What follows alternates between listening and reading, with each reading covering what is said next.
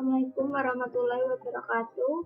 Perkenalkan, kami dari kelompok 11 ingin mempresentasikan hasil diskusi kami yang berjudul mengakui kontribusi karyawan dengan pembayaran, yang beranggotakan saya sendiri, 1 Mardiati, NIM 384, yang kedua Aji Kurniawati, NIM 385, dan yang ketiga Laras Ayu Wulandari, NIM 410. Pengertian gaji intensif adalah gaji yang dirancang khusus untuk memberi energi, mengarahkan atau mengontrol perilaku karyawan. Pembayaran intensif berpengaruh karena jumlah yang dibayarkan terkait dengan perilaku atau hasil tertentu yang telah ditentukan sebelumnya. Jadi kedua belah pihak itu sudah menyetujui. Dan yang kedua, persyaratan rencana pembayaran yang efektif bagi karyawan. Itu ada 6 ya. Yang pertama, ukuran kinerja terkait dengan tujuan organisasi. Dan yang kedua, karyawan yakin bahwa mereka dapat memenuhi standar kinerja. Dan yang ketiga, organisasi memberi karyawan sumber daya yang mereka butuhkan untuk memenuhi tujuan mereka. Yang keempat, karyawan menghargai penghargaan yang diberikan. Dan yang kelima, karyawan percaya bahwa sistem penghargaan itu adil. Dan yang keenam, yang terakhir, rencana pengajian memperhitungkan bahwa karyawan dapat mengabaikan tujuan apapun yang tidak dihargai.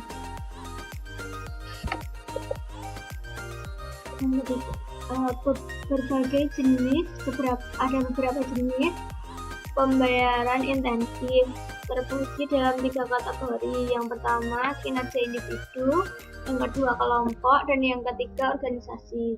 Nah, yang individu saya contohkan seorang sales ya. Seorang sales itu kinerja individu itu tuh kalau seorang sales memenuhi target yang diperintahkan oleh perusahaan, maka bonus itu akan diberikan oleh individu yaitu sales sendiri. Nah, kalau kelompok itu berkelompok, jadi sales itu di suatu wilayah gitu, itu tuh udah ada salesnya masing-masing kan. Nah, kalau semakin besar wilayahnya itu milik kelompok. Jadi misalnya daerah Bantul. Nah, daerah Bantul itu ada beberapa sales. Nah, itu tuh beberapa sales itu tuh nanti kalau seumpamanya perusahaan memberikan target misalnya 1 bulan 300 juta. Nah, satu kelompok itu tuh kalau sudah memenuhi target, bonus dari perusahaan itu tuh dibagi rata dengan kelompok itu masing-masing. Kelompok itu orang satu kelompok itu. Nah, kalau organisasi lebih luas lagi kayak gitu. Terus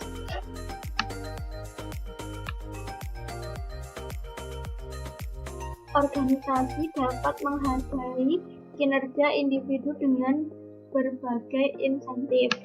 Nah, ini tuh ada 5. Yang pertama, tingkat potongan. Tingkat potongan itu adalah sebagai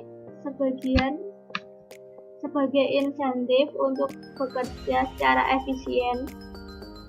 Beberapa organisasi membayar pekerja produksi dengan upah borongan, upah berdasarkan jumlah yang mereka produksi. Jadi misalnya ya, contohnya itu misalnya saya ingin membeli masker 500 masker. Nah, saya itu tuh sudah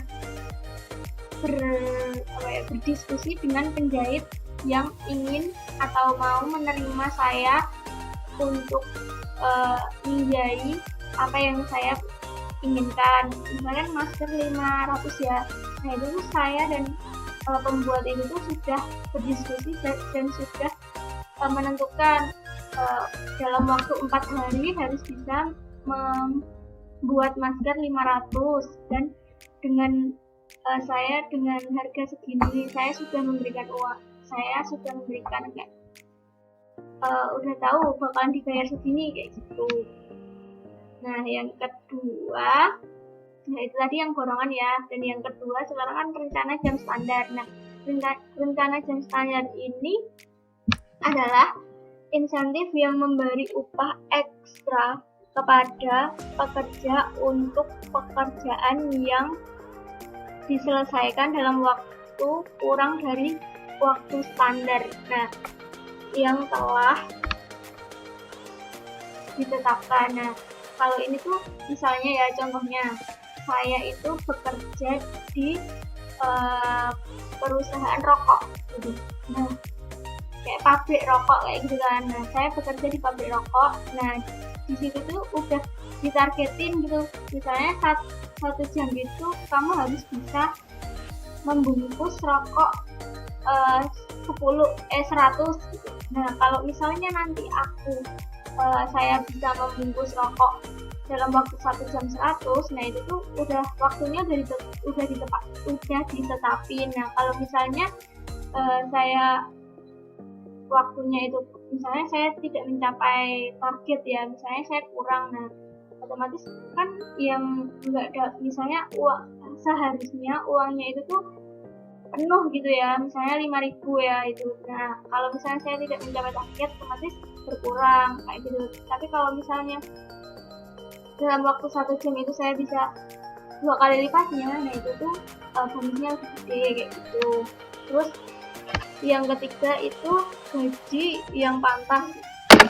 Gaji yang pantas ini tuh menetapkan beberapa program upah berdasarkan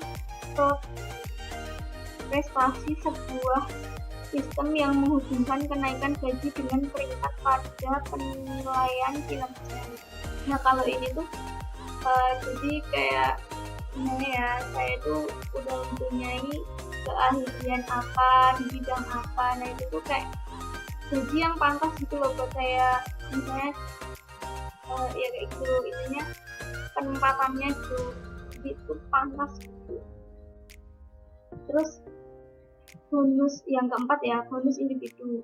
Nah bonus individu adalah kinerja, menghargai kinerja individu, tetapi bonus tidak dimasukkan ke dalam gaji pokok. Karyawan harus memperoleh kembali selama setiap periode kinerja gitu. Terus dalam beberapa kasus bonus adalah hadiah satu kali dalam 1 bulan atau dalam jangka waktu tertentu gitu ya.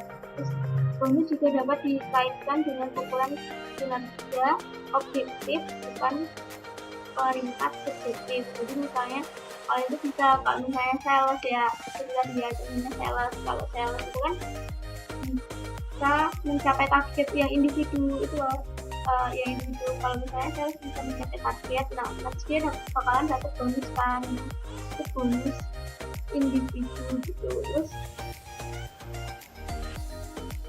yang kelima, komisi penjualan. Nah kalau komisi penjualan adalah variasi pada besaran upah persatuan, dan bonus adalah pembayaran komisi atau pembayaran yang dihitung sebagai persentase penjualan. Jadi ini tuh dibagi dalam persentase penjualannya gitu. Terus bayar untuk kinerja grup. Nah itu adalah pengusaha dapat mengatasi kelemahan insentif individu dengan memasukkan insentif kelompok dalam rencana kompensasi organisasi. Untuk memenangkan insentif kelompok, karyawan harus bekerja sama dan berbagi pengetahuan sehingga seluruh kelompok dapat memenuhi target kinerjanya. Pengertiannya ya ini. Nah ini tuh dibagi menjadi 2. Yang pertama itu berbagi keuntungan. Nah berbagi keuntungan ini adalah organisasi yang ingin karyawan fokus pada efisiensi dapat mengadopsi program pembagian keuntungan yang mengukur peningkatan produktivitas dan efektivitas dan mendistribusikan sebagian dari setiap keuntungan kepada karyawan. Nah, jadi ini tuh berbagi keuntungan, jadi nggak hanya buat individu itu sendiri gitu. Terus yang kedua, bonus grup dan penghargaan tim. Nah, ini kan grup kan. Nah, bonus adalah bonus memberi penghargaan kepada anggota kelompok karena mencapai tujuan tertentu, biasanya diukur dalam hal fisik. Nah, kalau ini tuh benar-benar nyata, maksudnya terlihat gitu loh. Penghargaan tim mirip dengan bonus kelompok. Nah, yang tadi sudah saya jelaskan ya. Tetapi mereka lebih cenderung menggunakan berbagai ukuran kinerja seperti penghematan biaya atau penyelesaian proyek yang berhasil, atau bahkan memenuhi tenggang waktu gitu, target waktu gitu. Nah, kalau misalnya setiap perusahaan itu kan ada kelompoknya masing-masing. Nah, suatu kelompok itu tuh ada bikin project gitu ya, misalnya project atau suatu lah gitu kan. Nah, itu tuh dia itu proyeknya itu tuh dia dapat proyek gitu, misalnya kayak apa ya, misalnya pengusaha itu kan kalau misalnya mau dapetin customer kayak gitu loh, kita dapetin proyek itu dan kita menang tender kayak gitu, istilahnya kayak menang tender gitu. Nah, menang tender itu tuh nanti perusahaan itu membagi satu kelompok itu tuh dapat gitu loh, dapat bonus gitu. Terus bayar untuk kinerja organisasi. Nah, ini juga dibagi dua, bagi hasil. Yang pertama kan bagi hasil. Nah, bagi hasil adalah di pembayaran adalah persentase dari keuntungan organisasi dan tidak menjadi bagian dari gaji pokok karyawan. Nah, kalau ini tuh beda. Kalau ini kan bagi hasil kan, jadi suatu perusahaan itu tuh misalnya joinan kayak gitu loh, pokoknya bagi hasil gitu ya. Nah, yang kedua itu kepemilikan saham adalah rencana kepemilikan saham sebenarnya membuat karyawan menjadi bagian dari pemilik organisasi. Nah, ini dibagi lagi menjadi dua ya. Satu, pilihan persediaan. Salah satu cara untuk mendistribusikan saham kepada karyawan adalah dengan memberi mereka opsi saham.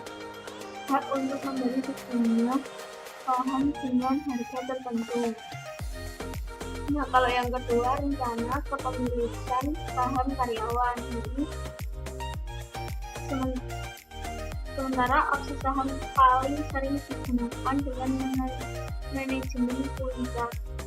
Pengaturan yang lebih luas adalah rencana kepemilikan saham karyawan (ESOP). Dalam ESOP, organisasi mendistribusikan saham kepada karyawannya dengan menetapkan saham tersebut ke dalam trust yang dikelola atau nama karyawan. Karyawan menerima laporan rutin tentang nilai saham mereka, dan ketika mereka meninggalkan organisasi, mereka dapat menjual saham ke organisasi, atau jika itu adalah perusahaan publik di pasar terbuka. Nah, kalau ini tuh kayak misalnya kita tuh suatu perusahaan itu tuh memiliki saham, ada sahamnya gitu. Biasanya kalau mau jadi perusahaan itu ada sahamnya, karena sahamnya itu bisa karyawan itu bisa membeli saham itu. Nah, kayak joinan saham kayak gitu. Sekian presentasi dari saya, kurang lebihnya mohon maaf, akan dilanjutkan selanjutnya dengan rekan saya. Terima kasih. Perkenalkan, nama saya Aji Kurniawati, NIM 2019-008-385. Di sini saya akan melanjutkan presentasi dari teman saya. Langsung saja, balance scorecard adalah alat untuk menyeimbangkan dari kerugian suatu pembayaran insentif. Nah, balance scorecard ini juga digunakan untuk dasar dari pembayaran insentif tersebut. Nah, sebuah perusahaan itu memiliki banyak sekali tujuan, salah satunya untuk tujuan keuangan itu untuk memuaskan pemegang saham atau pemilik. Terus ada lagi tujuan kualitas dan juga harga saham, itu untuk tujuannya pemuasan dari segi pelanggannya. Terus ada peningkatan pengetahuan, keterampilan, itu untuk karyawannya, sehingga suatu perusahaan itu akan mencapai produktivitas di masa yang akan datang. Proses yang membuat insentif bekerja, partisipasi dan komunikasi karyawan itu dapat berkontribusi asalkan adanya keyakinan bahwa struktur gaji dalam suatu organisasi itu sudah adil. Nah, produktivitas suatu perusahaan itu akan meningkat apabila rencana pembagian insentif itu melibatkan partisipasi dari karyawan. Nah, di sini dapat dilaksanakan dalam bentuk misalnya pertemuan bulanan dengan manajer untuk membahas pembagian keuntungan dan juga cara meningkatkan produktivitas di masa yang akan datang. Partisipasi dalam keputusan, partisipasi karyawan dalam pengambilan keputusan terkait gaji itu dapat menimbulkan sebuah risiko. Misalnya, karyawan itu dapat mengambil keputusan untuk kepentingan dirinya sendiri atau individu dan mengesampingkan kepentingan organisasi. Terlepas dari resiko tersebut, partisipasi karyawan itu dapat berkontribusi untuk keberhasilan rencana insentif, karena karyawan itu memiliki pengetahuan tentang perilaku yang dapat menunjang atau membantu organisasi bekerja dengan baik. Nah, mereka itu dapat melihat individu tersebut menampilkan perilaku itu. Berkomunikasi itu penting. Dengan berkomunikasi kita dapat menginformasikan tentang rencana pembayaran yang adil, sehingga karyawan itu tahu tentang rencana pembayaran insentif. Nah, komunikasi itu sangat penting dalam hal perubahan rencana perusahaan. Ini dapat dilakukan melalui wawancara kecil terhadap kelompok karyawan untuk mengetahui masalah-masalah apa yang terjadi dalam perusahaan. Pembayaran insentif untuk eksekutif. Nah, untuk meningkatkan komitmen para eksekutif terhadap organisasi atau perusahaan sehingga mencapai kesuksesan jangka panjang, kompensasi eksekutif seringkali menggabungkan antara insentif jangka pendek dengan insentif jangka panjang. Nah, di sini yang dimaksud insentif jangka pendek itu berupa bonus dari keuntungan selama 1 tahun atau periode itu berjalan, dan juga ada laba dari investasi. Sedangkan insentif jangka panjang itu mencakup opsi saham serta rencana pembelian saham. Nah, untuk mencapai kepedulian para eksekutif terhadap keuntungan perusahaan serta harga saham, caranya adalah dengan mengaitkan besarnya gaji eksekutif dengan kinerja dari para eksekutif tersebut. Ukuran kinerja untuk eksekutif. Nah, balance scorecard itu digunakan menggabungkan ukuran apakah sebuah organisasi atau perusahaan itu telah menghasilkan sebuah nilai bagi para pemegang saham, bagi para pelanggan dan juga para karyawannya. Nah, regulator dan juga pemegang saham itu menekankan agar bekerja dengan lebih baik dalam menghubungkan antara gaji dengan kinerja dari para eksekutif. Securities and Exchange Commission atau SEC itu mewajibkan kepada perusahaan untuk melaporkan tentang kinerja eksekutif dan juga kompensasi untuk para eksekutif secara lebih jelas. Nah, pengukuran jenis penciptaan nilai itu dari segi pemegang sahamnya itu dapat dilihat dari nilai tambahan ekonomis, penghasilan per saham, arus kas, terus produktivitas biaya total. Terus ada juga dari segi pelanggannya, yaitu kualitas saham dan juga kepuasan pelanggan. Terus dari segi nilai karyawannya ada juga indeks budaya kinerja yang tinggi, penyebaran budaya kinerja yang tinggi, terus ada peningkatan kemampuan dan juga pengetahuan karyawannya. Masalah etis. Para eksekutif harus jujur mengenai kinerja perusahaan. Masalah etis itu akan timbul apabila terjadi ketidakjujuran mengenai kebenaran yang menawarkan potensi perusahaan dalam menghasilkan laba yang besar. Nah, yang diharapkan dari para eksekutif itu dapat meningkatkan nilai saham melalui operasi yang efisien, teknologi inovasi, dan kepemimpinan yang efektif. Nah, namun ada beberapa individu di sebuah perusahaan yang menginginkan penghasilan secara cepat melalui praktik akuntansi yang menghalalkan segala cara atau memperluas norma.